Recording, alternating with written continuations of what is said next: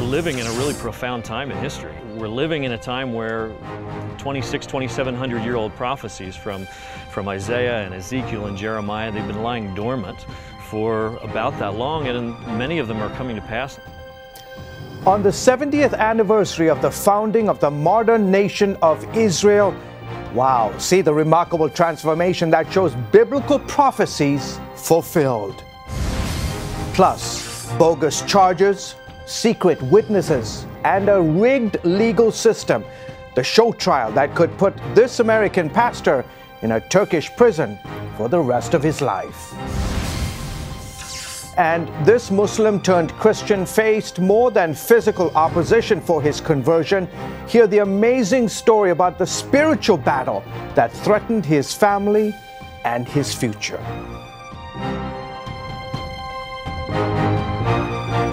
Hello everyone, welcome to this week's edition of Christian World News. I'm George Thomas. My colleague Wendy Griffith is on assignment. After a 12-hour hearing this week, American pastor Andrew Brunson is back inside a Turkish prison cell. His defenders say Turkey is using bogus charges and a rigged legal system to stack the case against Brunson. However, the U.S. Congress is preparing to punch back. Jennifer Wishon tells us what's next. On May 7th, Pastor Andrew Brunson is condemned once again to the notorious prison where he began his 18-month detention, the place where he lost 50 pounds. He can never leave his cell, ever. Not to eat, not to go to the restroom, not to get some fresh air. Christina Arriaga is one of just a few people who've seen Brunson. Despite severe overcrowding, he's isolated as the only Christian and speaks limited Turkish. They're doing their prayers all the time so he doesn't sleep. He's anxious, he's nervous. Now his Turkish attorney, who could be jailed himself, is facing a near impossible task. They fabricate evidence. They have these secret witnesses that fabricate testimony, and it really puts you in a poor position to provide any kind of defense. Pastor Brunson has no opportunity of a free and fair trial in Turkey. He is already smeared and condemned in Turkey's pro-government media. He has no attorney-client privilege. Aykan Erdemir is a former member of Turkey's parliament. He says what's happening to Brunson reads like a science fiction novel. At his trial Monday, Brunson spent hours defending himself against the most ludicrous charges. A text message to him by a colleague of his who tells him, "I'm sorry, I have diarrhea. I won't be able to make it to church." Any self-respecting, I think, court would have refused to entertain such accusations. Brunson's defenders say his detention has nothing to do with the bogus charges against him. They contend he's a pawn for Turkish President Erdogan, who's holding him hostage to pressure the U.S. into extraditing several Turkish nationals and to settle his own paranoia following a failed coup attempt 2 years ago.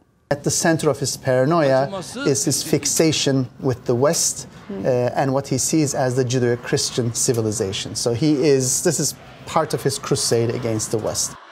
Now that Turkey's court has had a chance to do the right thing, bipartisan members of Congress are pursuing sanctions against Turkish officials who participate in the detainment of innocent American citizens. Since actions against Pastor Brunson and other Americans, they say, qualify as hostage-taking. Under Turkish law, Brunson could languish in prison for 7 years before courts take any action. If convicted, the 50-year-old father of 3 faces a sentence of 35 years. Jennifer Wishon, CBN News. Thank you, Jennifer. You can show your support for Pastor Brunson. The American Center for Law and Justice has started a petition drive. Find a link to that petition at our website, cbnnews.com. Nearly 3,000 years ago, Hebrew prophets wrote about how the land of Israel would be transformed. Now, a new book shows the remarkable and even prophetic changes in that land in the 70 years since Israel became a nation. My colleague Chris Mitchell explains from Jerusalem. 150 years ago, famed author Mark Twain visited the Holy Land and wrote, "It was a desolate country and a silent and mournful expanse." He talks about up in the Jezreel Valley, he talks about how that you can travel in 10 miles in any direction and not see a single person. And so one of the towns that we did some photography was of a small town of Afula, which is really off the map as far as many Westerners are concerned, but it was established in the early 1900s. So 50, 60 years after Mark Twain, there's a small Jewish settlement. And today it's a booming Israeli city that we've been able to match some side-by-side perfect photography with it. Doug Hershey and his team chose 200 photographs of Israel from the 1880s to the 1940s. In his new book, Israel Rising, The Land of Israel Reawakens, Hershey chronicles the changes from that time span until today. That's been part of the joy. I mean, we have these old photos of Tel Aviv of less than 100 years ago of shacks on sand dunes with camel caravans on the beach, and to compare it from the exact same angle today, it's just stunning. The book follows Ezekiel's promise, where in chapter 36, verse 8, the prophet declared, "But you, O mountains of Israel, you shall shoot forth your branches and yield your fruit to my people Israel, for they are about to come." We think of prophecy being to kings or to people or nations, but he's prophesying to the land that when Israel returns as a nation, branches will put forth fruit, waste cities will be rebuilt, the people and beasts will be multiplied on the land will be cultivated and sown. These side-by-side photos show the transformations. Here's Jerusalem near the King David Hotel in the 1930s, and the same view today. This is the Hebrew University campus in 1925, and what it looks like now. From the north in Haifa to the south in Beersheba, Hershey says the pictures represent the prophet's words coming alive. We're living in a really profound time in history. We're living in a time where 2,700-year-old prophecies from Isaiah and Ezekiel and Jeremiah, they've been lying dormant for about that long, and many of them are coming to pass. The most repeated promise through the scriptures is that God will bring his people back to the land, and when they do, there's going to be these dramatic changes, and we're seeing those. Hershey says the land itself seemed to be waiting for its ancient people to return. To me, it's one of the most profound things here, is this land has been conquered 15, 20 different times. It never becomes a homeland for any other people group, and the land would never produce for any other people group. And Israel moves back in, and suddenly the vast desert wastelands are now producing flowers, they're producing fruit. Isaiah 27 talks about how that when Israel returns, Jacob will take root and fill the earth with fruit. And for many centuries, believers would read that and look at that as allegorical or spiritual, and we're finding today it's very literal. It's happening right now. Hershey says the book provides a visual opportunity for those who have never visited Israel, and it's also struck a chord with the younger generations. But most millennials are ready for something real. They want to see something practical. It's as far as much of perhaps theological Christianity that they've been raised on, more ideas. They're ready for something solid. They're ready for something real. And so even now when I speak in the States, sometimes I'll have questions about theology or the questions about the land, and usually my answer revolves around, let me show you. Come with me to Israel, I'll show you myself. As Israel celebrates its 70th anniversary, Hershey sees Israel as a miracle. Absolutely. I mean, Israel is the time clock, as many people have heard and have said, and I believe that as well. I mean, there's so much that is happening here in a very short amount of time. To me, it's one of the most profound miracles of our day. Chris Mitchell, CBN News, Jerusalem. Truly a miracle. Coming up, a Christian worker in China gets a harsh jail term for taking Bibles to a neighboring country. That story and more in our World Watch report. Prayer is a communication with God. It's a powerful exchange between God and man. We're going to answer many of your questions in Answered Prayer, how to pray effectively and see God work in your life. In Pat Robertson's latest DVD, Answered Prayer, you'll learn the biblical principles of prayer and how to get your prayers answered. And hear miraculous stories of answers to prayer from Pat's own faith-filled journey. We share some of the lessons that I've learned along the way. Plus, you'll see dramatic, true stories of life-changing answers to prayer. God proves himself time and time again. He's in the room with us, answering people's prayers. I think I survived because God has a bigger plan for my life. The doctor was just like, I've never seen anything like this before. He hears your prayers. I never saw this coming. Every great work of God is preceded by prayer. Answered Prayer, How to pray effectively and see God work in your life. Call now or go to cbn.com. Hello, I'm Terry Newsom. Did you know there are more than 148 million orphans in the world today? 148 million. But it was 3 little girls that taught me about the plight of orphans.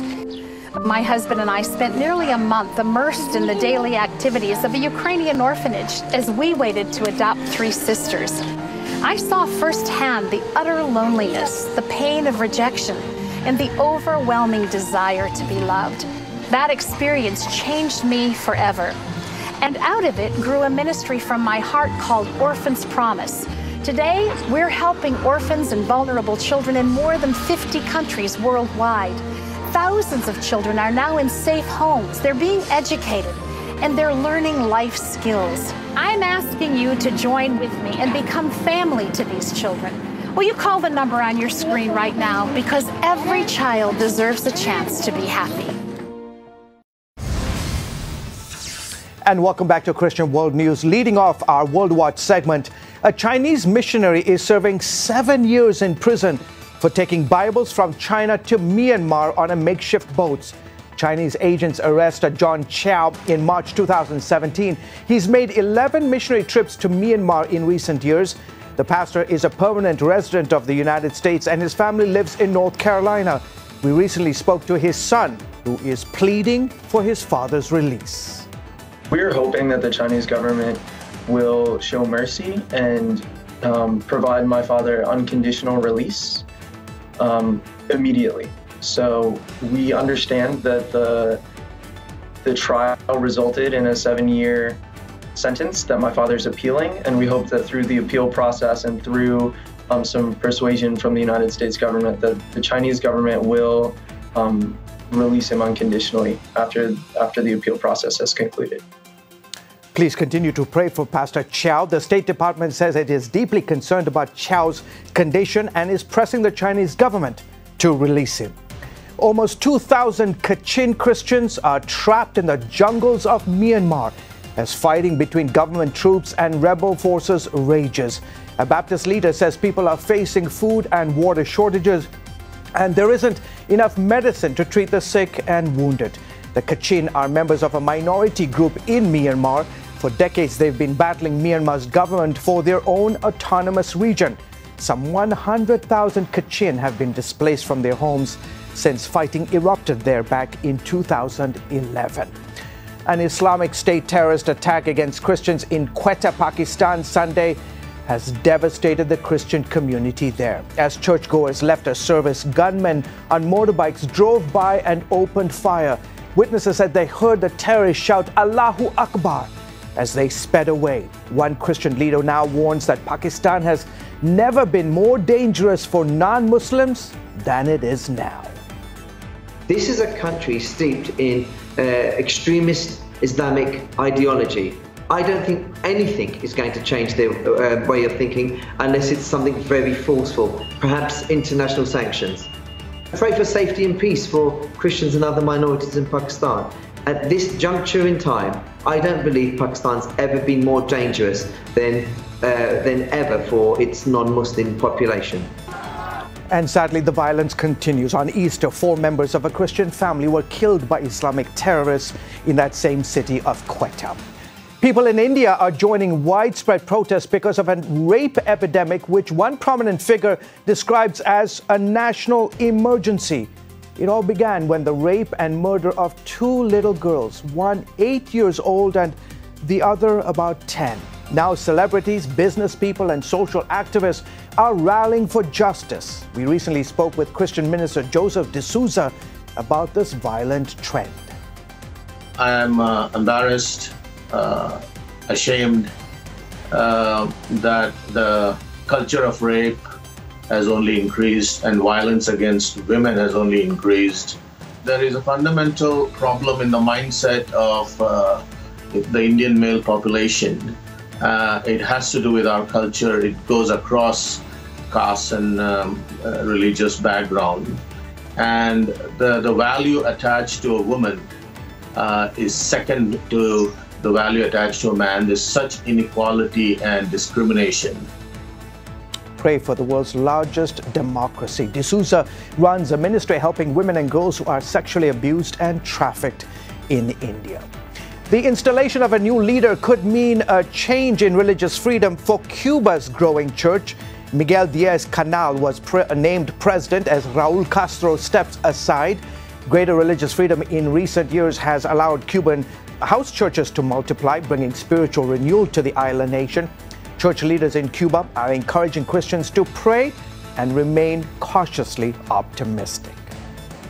Former Congressman Frank Wolf says the church must not remain silent about ongoing international Christian persecution. He's particularly concerned about the dwindling number of Christians in the Middle East since the start of the Iraq War back in 2003. Before the war broke out, there were 1.5 million Christians in Iraq. Now they're down to 250,000. Why hasn't the church in the West come to the aid of the Christians who want to return and want to stay? Wolf urges churches to actively get involved in helping Christians suffering in the Middle East, or warns there may become a day when there are none left in that region. You can find more stories about the church around the world and watch full episodes of Christian World News. It's all at our webpage. You can find it at the address on your screen. Still ahead, this man left Islam to follow Jesus, and all hell literally came against him. That dramatic story when we come back just in a few seconds. Stay with us. Parents, the Superbook Bible app is a great way to get your child reading the Bible, because in today's busy world, we can use some help. The free Superbook Bible app has fun stuff your kids will love. They'll have a blast learning the Bible, playing great games, watching cool videos, discovering heroes in the Bible. They'll have fun while they learn God's Word. The Superbook Kids Bible app, available now. Life. It's meant to be lived fully. Jesus said it. I came to give you life. Life to the fullest. Life in your family. Life in your finances. Life in your body, mind, and spirit. Life in your everyday.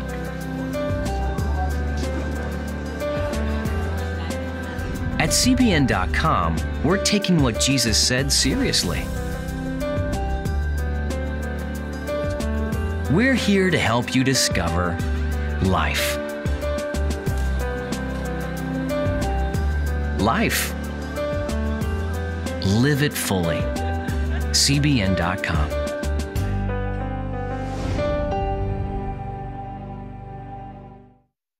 All of a sudden, everything starts to let go.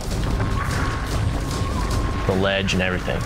Right when I realized that I was buried, I knew I was going to die. So I just cried out to God, said, God, what do I do? And I heard him just as loud as you're talking to me, go find your brother. See miraculous stories like this in Answered Prayer. Pat Robertson's latest teaching uncovers the keys to help you get results, break down barriers, and build dynamic faith to receive your answered prayer. Available now. And welcome back to Christian World News. The man you're about to meet was once a nominal Muslim who sought a deeper understanding of God. Unfortunately, his search took him to some very dark places and some very scary experiences. But as Lucille Talusan tells us, when he discovered Jesus, he was delivered from the powers of darkness. According to the latest census, Muslim population in Australia has soared to more than 600,000 people, making Islam the most popular and fast-growing non-Christian religion in the country. But while extreme Islamization poses a threat to Australian society, there are Muslims who have made decisions to leave their religion and embrace Christianity. We hear of many stories all around the world of Muslims converting to Christianity through dreams and visions. Here in Australia, we met a Muslim man whose family was tormented by the devil until he experienced a supernatural encounter with Jesus. Ismail is a Turkish Muslim. He migrated to Australia when he was 19. Although he practiced Islam, He considered himself a moderate Muslim because he always had questions about God and Islam. I wanted to know the unknown about God, about the spiritual realms, about, is witchcraft from God or is it from the devil? In his search for answers, he got involved with the occult, not knowing that he opened himself to demonic spirits. He met a Turkish Muslim who called spirits using the Ouija board and a coffee cup. Ismail continued with this activity with the spirit world until the manifestations of the devil became more and more frightening. We are making coffee. I'm making my own coffee, he's making his own coffee. So I'm stirring the coffee.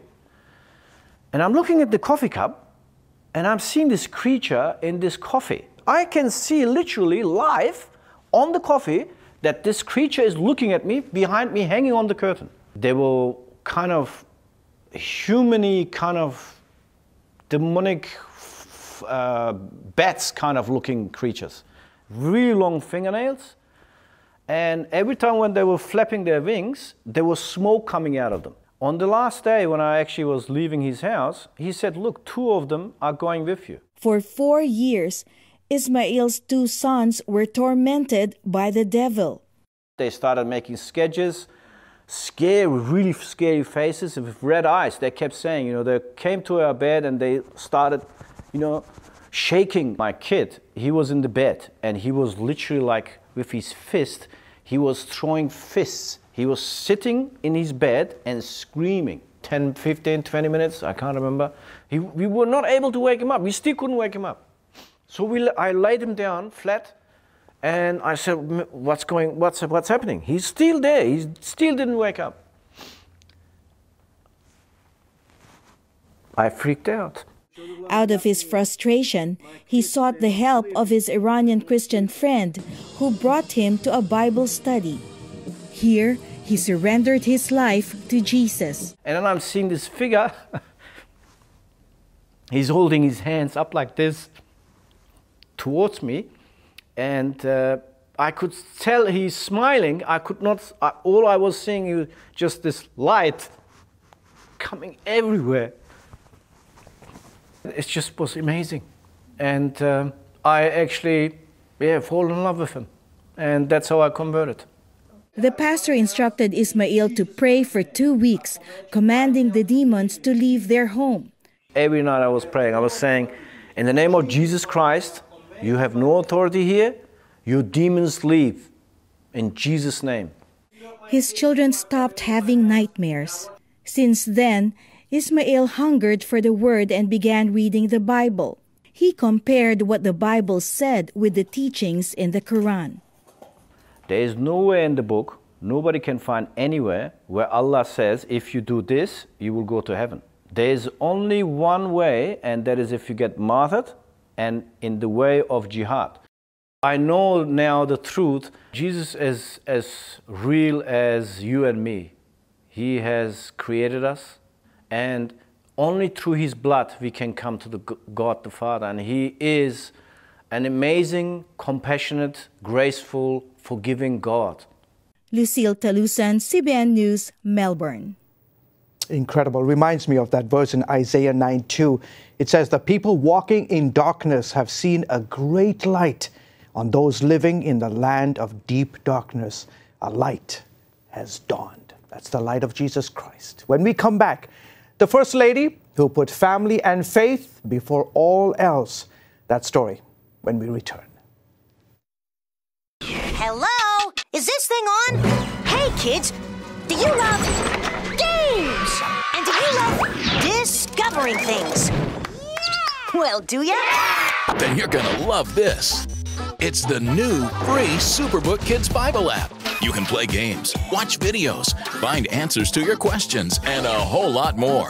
The new Superbook Kids Bible app. Free downloads available on iTunes and Google Play now. Hello, I'm Terry Newsom.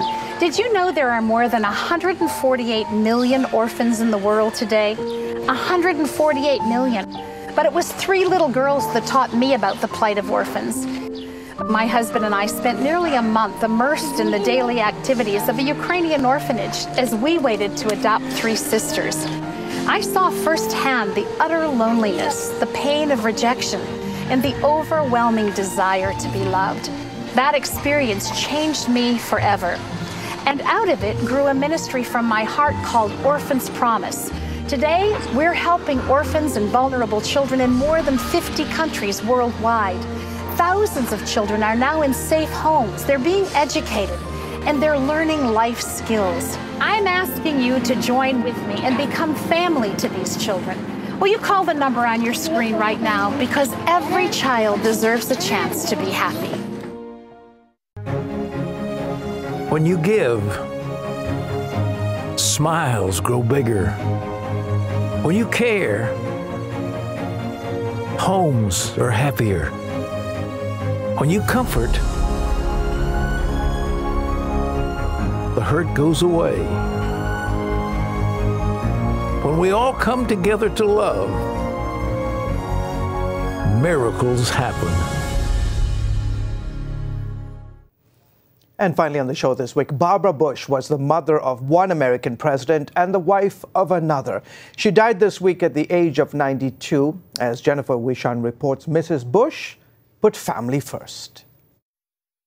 Barbara Bush, America's grandmother, the matriarch of the Bush political dynasty, and just the second lady in history to be both wife and mother to U.S. presidents.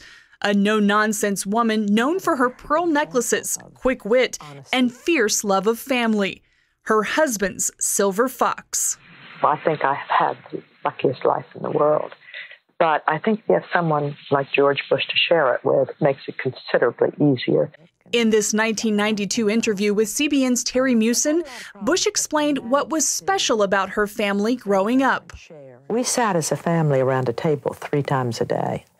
I think that's something people can try very hard to do. Born Barbara Pierce on June 8, 1925, she grew up in a suburb of New York City. She was 16 when she met her future husband at a dance.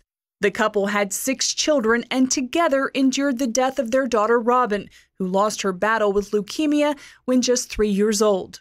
And of course, I have great belief in God, and so does George Bush, so that helps a lot. Bush was a fixture in Washington for more than a decade, serving as second lady while the Reagans occupied the White House before moving in herself. As first lady, she focused on improving literacy among parents and children, believing better literacy can solve many of society's problems. In a note to her alma mater, Smith College, shortly before she died, Bush wrote, "I am still old and still in love." She was a popular first lady and celebrated by many at the end for choosing comfort care that allowed her to enjoy her final days with her family. In her 700 Club interview, she encouraged young couples to make family their top priority. I think it's nice to pray together. I think it's nice to tell your children you love them. And I confess I did not grow up where we said that to each other. We were rather stuffy, I think. But now I have no qualms about telling people I love them. The Bushes were married, by the way, 73 years. All right, folks, that's it for this week. Until next week, goodbye and God bless you.